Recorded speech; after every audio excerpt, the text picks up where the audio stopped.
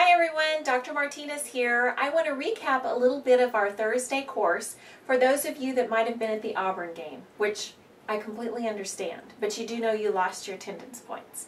Okay, so what we talked about is the fact that Danielson's framework for teaching guides everything that we do in this class. It's also closely aligned to the College of Education's conceptual framework. That's a framework that you're going to be using from now on. Every block that you're in, every professional course that you're in goes by this framework. So we started in our Teaching as a Career class, and we end it with the portfolio for your completion of student teaching. So what you're learning now, you're going to be applying from now on. So today is an overview of the Danielson framework, and then what we'll do is use the framework for the first paper that we write. Now the first paper that we write isn't due for 2 weeks, but if you go to your K-State Online folder or you go to your app that I hope you've downloaded to your smartphone, you're going to find that all the requirements for the paper and the writing prompts are already there. And if you go to your K-State Online account, you'll see that the Dropbox is already up too. So if you want to start your paper, you can. Also remember that if you're not in a field experience now, you still write the papers. Maybe you got your field experience waived. If that's the case, what you need to do is you'll be writing your papers based on what best practices are, or what you remember from being a student, or in your professional practice that happened that you got the field experience waived. So let's just talk really quickly about the framework. And this is in your folder on K-State Online under the conceptual framework, and it's also on the class app. So the first aspect is creating a classroom of respect and rapport. And what we're looking for here is, as you look into the classroom and the environment, what is it that the teacher's doing in order to create a classroom environment of respect and good rapport with the students? And some examples of that might be a way that she is having the students respect each other and having the students respect her. Second is establishing a classroom culture for learning. Are the students grouped together in small group? Is she doing whole group, small group, then individualized learning?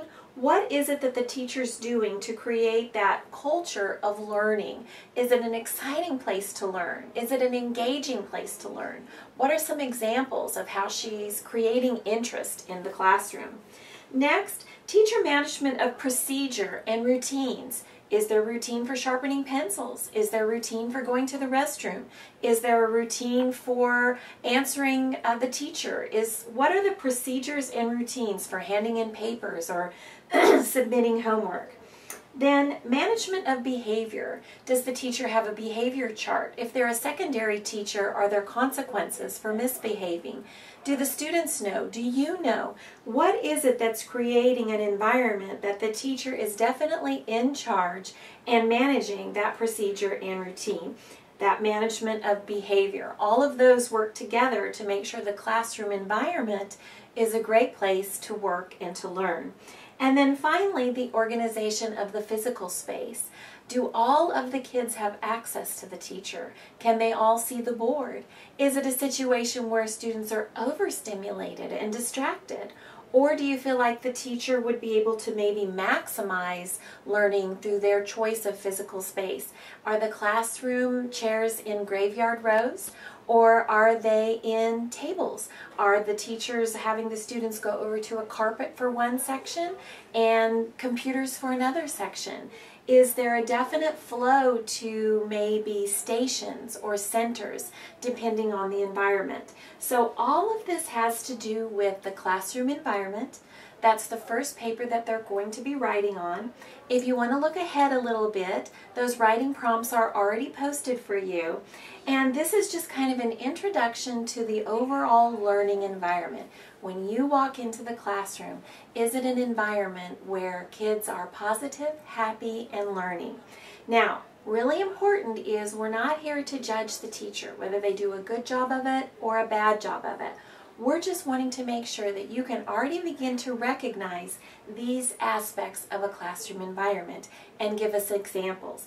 And if you're not seeing those examples, can you give us examples that you've experienced for each one of these? And that's what we'll be focusing on in the class period next. More examples and exactly what we're looking for in that first paper. We've already had Shelley post a sample paper for you, so if you want to look ahead, you can see what an exemplary example of what we're working towards for our next paper are.